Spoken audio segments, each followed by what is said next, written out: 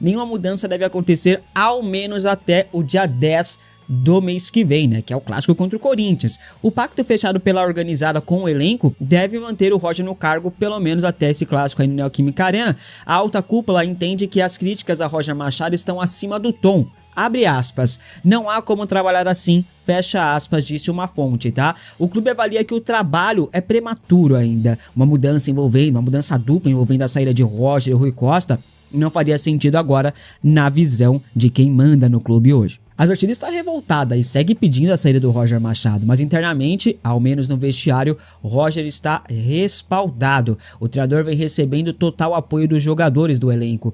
Atletas abraçaram o Roger ao final da partida ontem no vestiário, né? O elenco está fechado com o treinador, estão todos unidos para dar apoio ao técnico. Até por isso, rapaziada, o Assis ele não pensa em demitir o Roger Machado, né? Porque tá vendo a confiança dos jogadores no trabalho do treinador. Até mesmo atletas que não vem tendo oportunidades em campo com o Roger, estão assim se compadecendo com o Roger Machado, se solidarizando e apoio ao treinador que vive uma pressão gigantesca, né? O Roger afirmou que a pressão da torcida está prejudicando o time em campo. Todas as questões de pressão diante do treinador acabam de uma certa forma impactando os atletas, né? A pressão está mexendo também no dia a dia do clube, rapaziada. O CT ali está exposto ao caos político, atletas estão se sentindo vulneráveis e cientes de que a crise é neste momento. Bom, mudando um pouquinho aqui do foco, vamos falar sobre questão aí de novela, porque a novela pela rescisão de contrato de Arboleda teve um novo capítulo. É uma novela equatoriana, né? Segundo o jornalista Alexander Vieira, o Arboleda sinalizou que voltará na próxima semana para resolver a situação, tá? O zagueiro, a ideia dele é vir para o Brasil semana que vem. A Arboleda tem retorno confirmado para o dia 30 desse mês, de acordo com o Gabriel Sá. Ele virá junto com seus agentes e advogados para tratar da rescisão contratual. Fica claro que a Arboleda não quer mais vestir a camisa do São Paulo. O fim do ciclo de Arboleda está muito próximo aí no tricolor. São Paulo já enviou 2 notificações ao jogador e nenhuma delas foram atendidas até então, né? E o São Paulo está ganhando corpo jurídico, está se resguardando juridicamente, né? Para acertar uma rescisão ali que seja benéfica para o clube. E até por conta disso, o São Paulo mantém a postura de não tomar nenhuma decisão antes do retorno do zagueiro. A Arboleda quer resolver a situação com o São Paulo o quanto antes, né? Até então ele não havia sinalizado de forma direta se iria voltar, quando iria voltar, né? Dessa vez ele demonstra o desejo de resolver logo essa situação, até porque ele deve estar acertado com algum clube por aí, né? A rescisão de Arboleda deve acontecer muito em breve. O tricolor não quer sair perdendo nessa história, é uma negociação que deve se arrastar por mais alguns dias ainda. O São Paulo está desconfiado de que o Arboleda já tenha ali uma proposta em mãos, por isso que não vai facilitar a saída do jogador, tá? Mas a tendência é que o Arboleda não vista mais a camisa tricolor. Joia de Cotia, o Wellington está na mira de clubes brasileiros. Segundo informações, Flamengo e Palmeiras demonstraram interesse na contratação do lateral esquerdo. O Internacional também seria um dos clubes interessados no jogador. E as apurações vão ainda mais além e podem surpreender geral, viu? Segundo Ekren Conor, o São Paulo também tem interesse na contratação de Wellington, surpreendentemente, viu? Ou seja, 4 clubes brasileiros, incluindo o São Paulo, estão de olho no atleta. O Wellington tem contrato com o Southampton da Inglaterra até 2029. Ele tá sem espaço lá, vem recebendo pouquíssimas oportunidades, se não me engano tem 18 jogos na temporada toda. Hoje o São Paulo tem para a lateral esquerda o Enzo Dias, o Wendel e o Nicolas, né, que é muito bem avaliado pelo Roger. E para você, o São Paulo precisa de um novo lateral esquerdo? Você aceitaria a volta de Wellington? Comente aqui abaixo a sua opinião. Fato é que o São Paulo precisa mudar este grupo. O grupo é muito fraco, né, rapaziada? E quando eu digo mudar o grupo, isso passa pela saída de alguns jogadores, né? E aí você reformular alguns setores ali do campo e tal. Eu acho que o São Paulo precisa de uma grande reformulação, mas é só a minha opinião. Bom, para finalizar o vídeo, apesar de bater o martelo aí pela permanência do Roger Machado, o Roger segue na corda bamba, né? E nas últimas horas surgiu ali uma especulação no tricolor e eu estou tratando isso com uma mera especulação, mas tendendo para um boato, tá? O nome de Pedro Martins voltou a ser cogitado no São Paulo. Essa notícia está viralizando nas redes sociais, chamou muita atenção, muita gente perguntando se existe essa possibilidade, né? A informação ali que tá repercutindo aponta que o São Paulo já teria feito os primeiros contatos por Pedro Martins e o treinador teria gostado da ideia, demonstrado interesse em assumir o comando técnico do tricolor, porém ele só viria no meio do ano e tal, quando acaba seu contrato com o Al Garrafa do Catar. Martins só aceitaria abrir negociações a partir do dia 25 de maio. Quem teria feito os primeiros contatos ali em nome do São Paulo teria sido o Rafinha, né, rapaziada? O Dorival Júnior enfrenta ali uma certa resistência de Rui Costa, executivo do São Paulo, e aí por isso que o São Paulo teria ido atrás do Pedro Martins. Bom, em apuração, essa notícia que está viralizando foi negada, tá? O São Paulo não fez nenhum tipo de contato por Pedro Martins.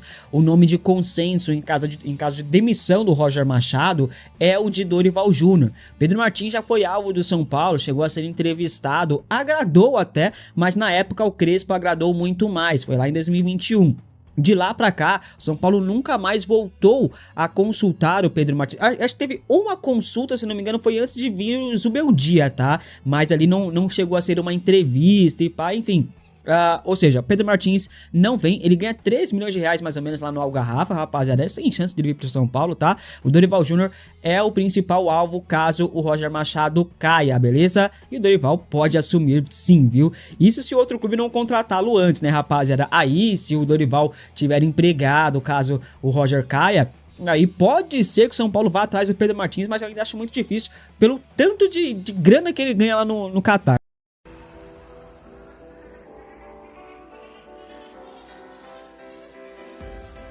Cara, o torcedor do São Paulo é o culpado disso tudo. Eu tô vendo colegas da imprensa colocar tudo a culpa no torcedor do São Paulo. E por conta dessa pressão para cima do Roger, sobre a vaia antes, durante, após. Eu acho que eu não quero trazer aqui juízo de valor de quem vive o São Paulo, de quem está passando por isso, mas eu vou trazendo uma percepção e como isso que está acontecendo neste momento é mais profundo do que todo mundo consegue entender. As pessoas não estão conseguindo entender que o problema não está sendo direcionado a algo ao Roger. O problema não é o Roger, é que o Roger acabou estando nesta posição e está sendo colocado como um bode expiatório. O que alguns colegas da imprensa precisam entender é que o torcedor do São Paulo está de saco cheio. Vamos pegar uma linha cronológica bem rapidinha, só para vocês entenderem rapidamente. Tudo começa no ano de 2020, não é nem 2021, quando o senhor Júlio César Casares começa a sua pré-candidatura e começa a prometer um monte de soluções, um monte de coisas. O Júlio César Casares, ele teve o torcedor ao seu lado durante muito tempo, porque ele foi alguém que prometeu muita coisa, falou em transparência, austeridade. O torcedor do São Paulo, que já estava desgastado com a gestão Aidar e com a gestão Leco por inúmeros fatores, se iludiu com o Casares. E a gente, eu não preciso falar como é que foi a gestão Casares, mas a gente, vamos trazer pontos. A gente primeiro perde, com a gestão Casares no início, a gente perde um campeonato brasileiro com 7 pontos de vantagem na liderança, tomando um amasso do Internacional com o Yuri Alberto virando a cara e a gente perdeu no Morumbi de 5-1. A gente perde aquela Copa do Brasil que a gente jogou muito melhor do que o Grêmio, a gente é eliminado na semifinal.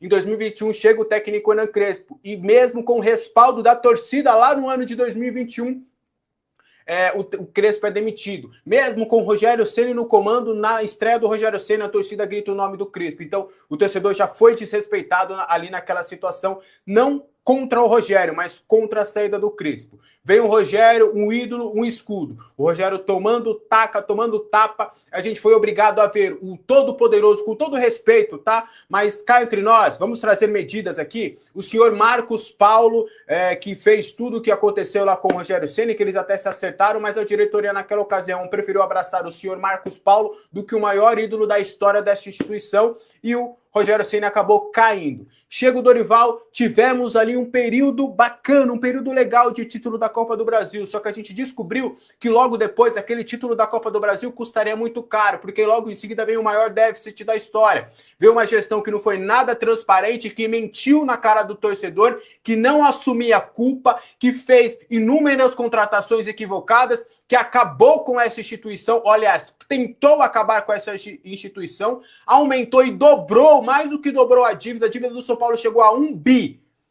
Tudo isso, beleza? Tudo no campo esportivo. Aí o torcedor do São Paulo no ano passado já tinha tomado uma taca de 6-0 no estádio do Maracanã para o Fluminense. Depois de ter se iludido com o Botafogo e com o LDU, se iludindo que mesmo com essa gestão que esteve no comando, que o São Paulo ainda, por o poder da camisa e pela força do torcedor, seria campeão de uma Libertadores. Balela, olha como a gente é trouxa e se iludiu por um título de Libertadores. Vai anotando, é tudo isso que tá na conta agora, tá? Vai anotando. Então, tudo isso acontecendo. Aí depois o São Paulino descobre que tudo aquilo que estava acontecendo nos bastidores. Douglas Schwartzman, caso do camarote, Polícia Civil, Ministério Público, 3 inquéritos, páginas policiais e tudo isso que aconteceu que acabou culminando no impeachment do Casares. Então o torcedor de São Paulo viu tudo isso, ele viu o seu clube, o clube que ele às vezes deixa de fazer alguma coisa com a família para comprar uma camisa, às vezes deixa de se alimentar de uma maneira adequada para levar o seu filho, a sua filha, a sua família para o estádio, ele abdica de muitas questões da sua vida por conta deste clube. Ele soube que durante anos, de acordo com os indícios do Ministério Público, ele estava sendo feito de otário, essa que é a verdade. E aí, depois de tudo isso, vem uma tranquilidade, vem uma paz, vem uma estabilidade com o Crespo, alguém que tinha coragem de falar na cara do torcedor, torcedor, acorda, é 45 pontos. O São Paulo é gigantesco, é o maior clube desse país, mas acorda, precisamos de vocês, precisamos sair dessa fase, precisamos realmente ter uma união neste momento. Aí o torcedor finalmente vê uma sinceridade, uma transparência de uma figura que realmente estava cuidando do clube. Enquanto isso, o Macis fazendo a limpa. E várias boas notícias, vários nomes da antiga gestão que todo mundo queria que saíssem, estavam saindo. Essa limpa estava acontecendo. Uma austeridade financeira, uma transparência com o torcedor. Aí no momento de tranquilidade do torcedor, mesmo depois de uma eliminação contra o Palmeiras, o torcedor falando, caramba, finalmente eu tô tendo uma gestão transparente, finalmente eu tô tendo um representante que é o Crespo, que tá falando aquilo que me dói ver o clube nessa situação, mas eu tô com esse cara, eu tô com ele. Aí me vem um diretor de futebol que não tem gabarito para comandar nem a padaria da esquina, que nunca foi esse poderoso do futebol, ele quer assinar o trabalho e fala, quer saber, torcedor? Sabe esse cara que tá te representando? Ele tá me expondo, então eu vou tirar o cara. Acabou, agora eu vou assinar o trabalho. Aí acontece tudo isso que aconteceu. Aí vocês vêm me falar que vocês têm direito, que vocês têm a audácia de tentar descredibilizar o sentimento do torcedor e colocar a culpa no torcedor do São Paulo? Vocês têm certeza que a culpa do São Paulo estar nessa situação é do torcedor? O torcedor que não derrubou esse clube em 2017, que foi até o final e conseguiu livrar esse clube do rebaixamento? É esse torcedor que vocês querem culpar e taxar, inclusive, de algumas questões de crime para cima desse torcedor? É isso mesmo que eu tô vendo? É esse torcedor que mesmo com tudo isso que aconteceu, média de público sempre com 30 mil pessoas, que mesmo com tudo isso que aconteceu, tava lá ontem, 33 mil pessoas no estádio do Morumbi, lotaria qualquer porcaria de arena que a gente tem hoje em São Paulo. Então vocês têm a cara de pau, a audácia de querer diminuir o sentimento do torcedor nesse momento. Não é nada contra o Roger. Nenhum torcedor tá colocando todo esse ódio pra cima do Roger por conta da pessoa Roger ou por causa do trabalho do Roger. Até porque em números ele tem os aproveitamentos iguais dos outros técnicos. Mas é que a torcida do São Paulo tá cansada de ser feita de otária. Essa que é a questão. A torcida do São Paulo não vai ficar mais calada depois dela ver o clube dela, supostamente, ou no caso do Camarote, comprovadamente, sendo roubado enquanto ele estava abdicando da sua vida, do seu lazer, da sua família, de inúmeras questões para acompanhar este clube. Aí vocês têm a cara de pau, com uma lavada, ligar uma porra de uma câmera e falar que a culpa é do torcedor de São Paulo, que o torcedor de São Paulo tá pegando pesado demais? Vocês não viveram isso, vocês não sabem o que é isso, vocês não sabem o que o torcedor de São Paulo tem passado nos últimos anos. Então mais respeito com o torcedor do São Paulo, mais respeito com o sentimento do torcedor do São Paulo. Quem são vocês para falar do sentimento do torcedor do São Paulo neste momento? Vamos se colocar no seu lugar, vamos entender de fato, vamos perguntar para o torcedor do São Paulo o que ele está sentindo nesse momento, se é realmente contra o Roger. É que, infelizmente, para o Roger, que eu já falei, eu tive um papo muito foda com o Roger, pessoalmente. O Roger deve ser uma pessoa incrível pelo papo que eu tive com ele e pelo que as pessoas me falam dele também. Só que, infelizmente, pelo amigão dele, pelo parceirão dele, ele foi colocado nessa situação. Então, gente, pelo amor de Deus, não vamos imputar à torcida do São Paulo questões que não são delas. Vocês não sabem o que vocês estão falando. Vocês não sabem o que o torcedor do São Paulo está sentindo. Então, por favor, baixem a bola, respirem e pensem duas vezes antes de falar que o torcedor do São Paulo é o principal culpado neste momento e que está sendo fora da curva. Entendam o contexto. O contexto é muito importante antes de fazer qualquer análise neste momento do torcedor do São Paulo, tá? Então, eu só queria fazer esse desabafo, tá? Passei um pouquinho do ponto, porque, cara, o que eu tô vendo é surreal. Os caras querem pegar um momento do Roger, uma situação do Roger e colocar a torcida do São Paulo como culpada disso tudo. Porra, dá licença. Então, pô, desculpa aí o desabafo, me excedi um pouco, vou respirar um pouco, que a gente vai trazer agora mais informações do São Paulo, tá? Desculpe aí, inclusive, pelo meu desabafo. Mas é mais ou menos esse é o meu sentimento neste momento, tá? É sobre várias coisas, não é só sobre o Roger. O torcedor de São Paulo tá cansado, entendeu? Foram 5 anos sendo feito de otário, então, pô, não dá para trazer mais ou menos isso, tá bom? Pô, o Massis, ele tá bancando o Roger Machado e o Rui Costa, e tem alguns elementos para isso acontecer. O principal ponto daquilo que eu tenho de informação além do respaldo, é o lado financeiro. O São Paulo não tem grana hoje para bancar rescisões de contrato de Roger Machado e Rui Costa, tá? O Massig, ele já teve que fazer alguns cortes. O do Márcio Calomagno custou 500 mil. Teve o do José Eduardo Martins, que também teve multa. A Érica Podadeira teve multa. Várias pessoas tiveram multa. E até do que até eu tenho de informação, muitos outros funcionários do São Paulo só estão ainda empregados porque o São Paulo ainda não tem as condições de arcar com a multa desses profissionais. Então não tem como, no lado financeiro, de você fazer esses cortes. Alinhado a isso, também tem a questão do próprio Massis e do departamento de futebol, do Rafinha e do Rui Costa, do elenco, de acreditarem ainda que o trabalho do Roger Machado pode acontecer. E respaldado também pelo trabalho do Rui Costa. Então, neste momento, tá? Até do que eu tenho de informação / feeling, o São Paulo, o Roger, o Rui, o Massis, o elenco, eles fizeram um planejamento até o jogo do Bahia. Então tem o jogo agora contra o Mirassol, tem o jogo contra o Milionários e o jogo contra o Bahia. Acho muito difícil até o jogo contra o Bahia a gente ter qualquer tipo de mudança. Eu não diria nem sábado, eu diria até o jogo contra o Bahia, tá? E eu tenho a acreditar, e eu tô falando isso há um bom tempo, Alexander, eu acho que o Roger Machado vai ter a pausa da Copa do Mundo para poder trabalhar. Pelo que eu tenho de feeling conversando com as pessoas, se não acontecer nada muito catastrófico, do São Paulo começar a perder todas, ir lá na Neoquímica Arena e ser goleado contra o Corinthians, eu acho que o Roger vai permanecer no cargo até a Copa do Mundo. Na Copa do Mundo, o discurso vai ser que agora ele vai ter uma pré-temporada, que agora ele vai ter tempo para trabalhar, para implementar sua filosofia de jogo com os atletas, para colocar sua metodologia, para voltar para a pausa da Copa do Mundo. Tá? Não é a minha opinião, não é o meu gosto pessoal, não é uma crítica, é informação / sentimento com que de acordo eu converso com todo mundo lá dentro do São Paulo. Então, eu acredito que isso vai acontecer. Tá? Então, respaldo do elenco, multa contratual, São Paulo não tem grana para nada, está numa situação financeira muito forte. Eles já se comprometeram até do que eu tenho de informação, já se comprometeram com a saída do Crespo. A saída do Crespo já deu uma comprometida no orçamento de uma maneira considerável. E mais uma multa, e também o fato do São Paulo ver o mercado, ver o Dorival ganhando o triplo do Roger Machado, ver que outros técnicos ganhariam mais ou menos o mesmo, e que neste momento não daria para fazer essa troca. Tá? É o que eu tenho de informação, beleza?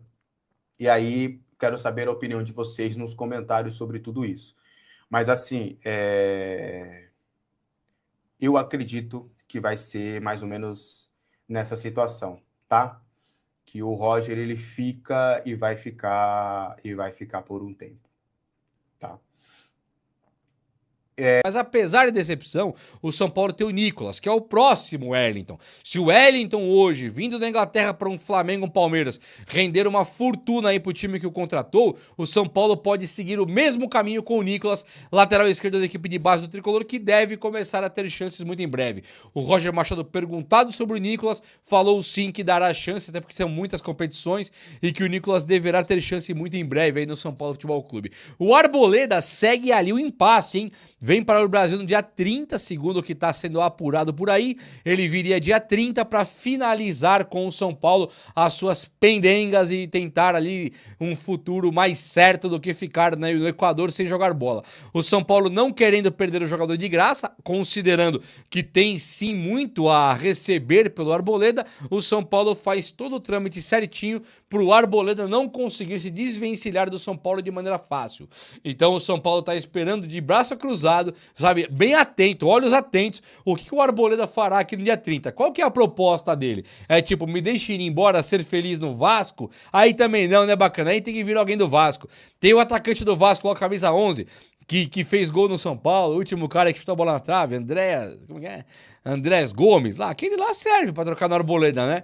Tinha o Ryan, não deu certo, agora esse Andrés Gomes, eu acho que seria uma boa, cara bastante rápido, já que o Renato Gaúcho quer tanto o Arboleda, e ele entende bem de futebol, o São Paulo tem que fazer uma negociação gigantesca para o Arboleda poder fechar com outro time, sobretudo do Brasil, sobretudo aqui do Renato Gaúcho, não é bagunçada desse jeito não. O Pedro Ferreira, cujo apelido é Bob por ser o Bob Esponja, um apelido, salvo engano, bastante carinhoso, dado pelo Sabino, né? Chamou o cara de Bob Esponja na amizade e o Roger Machado repetiu esse apelido na coletiva. Ele falou, o Bob jogou e tal, falando do Pedro Ferreira, que entrou no jogo de ontem. No ambiente onde o Luciano não é meia, onde o Lucas Moura está para ir embora para a Major League Soccer e o Cauli é jogador do Bahia. Se o São Paulo quiser contratá-lo, tem que pagar a bagatela de 25 para 30 milhões de reais. O Pedro Ferreira surge como jogador de bola mesmo, trombou ali, não deu certo tecnicamente, o São Paulo se perdeu ontem na parte defensiva ali do time do Juventude, mas o Pedro Ferreira começa a entrar e o Roger Machado não demonstrando que tá colocando aquele moleque, sabe, inexperiente, que ele não quer, pelo contrário. Ele colocou o Bob, um cara que ele fala com carinho e que pode sim ser um jogador importante pro São Paulo para os próximos dias. Então, Pedro Ferreira, ele tem que dar certo imediatamente para o São Paulo parar de colocar esse Cauli, para ele poder ter ali, não bater a meta e ter ali sua volta garantida para o Bahia, o São Paulo poder perder o Lucas Moura agora e não sentir tanta falta e não ter mais que improvisar o Luciano como meia, porque aparentemente nenhuma dessas situações aí, nem de Cauli, nem de Luciano, tem dado certo e nem tampouco a parte física de Lucas Moura, né? A parte física tá devendo muito e é por isso que o Lucas Moura deve mesmo fazer o seu último grande contrato indo para Major League Soccer, que é o futebol ali dos Estados Unidos da América, onde ele conseguiria um último contrato bom e o São Paulo parando de pagar essa fortuna mensal, parando de pagar o Lucas Moura, parando de pagar a Arboleda, parando de pagar talvez até o Caleri, se não renovar, o São Paulo teria uma economia aí de quase 4 milhões de reais mensais, tá? Quase 4 milhões de reais mensais. Imagina quantos caras de ponta, jogador de 1 milhão por mês não dá para contratar. 4, né, vezes 1 milhão, 4 milhões de reais de economia, dá para você trazer 4 caras extra classe e mudar o curso real do São Paulo Futebol Clube. É claro que o São Paulo não faria isso, não iria gastar os 4 milhões mesmo, mas sim, é um jeito do São Paulo se reformular, remodelando o seu elenco para qualquer técnico que seja. Um jogador que começa a surgir aí no radar é o Victor Sá. Pra quem não se lembra, ele foi jogador do Botafogo. Até separei aqui a ficha do cara. Ele está hoje com 32 anos, tá? Ele já fez 33 só ano que vem. Ele é um ponta esquerda que viria pro lugar do Ferreirinha, caso o Ferreirinha se concretize que ele vá embora. O Vitor Sá, pra quem não se lembra dele, ele jogou aqui no Brasil, no Botafogo apenas, né? Ele jogou no São José, muito antes, tal, Palmeiras Sub-20, não é um jogador que brilhou aqui. E ele foi embora lá pro futebol de fora, jogou no Wolfsburg, lá da... Pausa de 5 segundos para pedir a sua ajuda ao nosso canal com o seu like e se inscrever se ainda não for um inscrito.